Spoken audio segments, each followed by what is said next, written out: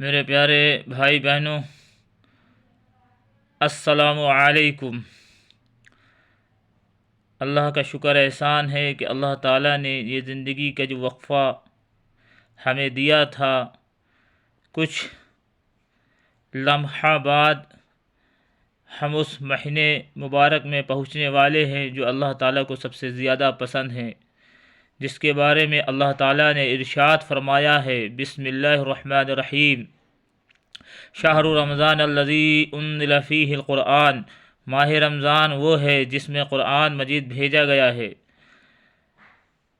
اور فرمایا کہ اللہ تعالیٰ نے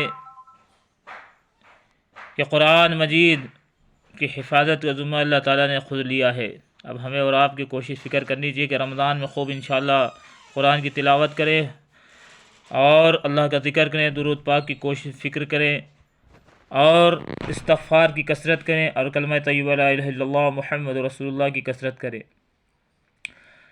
اور اگر اللہ تعالیٰ توفیق عطا فرمائے تو روزانہ 3 تسبیحات کی پابندی کریں، تیسرے کلمے کی، درود شریف کی، استغفار کی۔ کلمہ ہمیں اس لیے پڑھنا ہے تاکہ اللہ تعالیٰ کا دھیان اور قرب نصیب ہو۔ درود شریف اس لیے پڑھنی ہے تاکہ رسول اللہ صلی اللہ علیہ وسلم کی اتباع نصیب ہو، آپ کی محبت نصیب ہو۔ اور استغفار اس لیے پڑھنا ہے کہ اٹھتے بیٹھتے چلتے پھرتے نامعلوم ہم سے کتنے گناہ ہو جاتے ہیں، کسی کو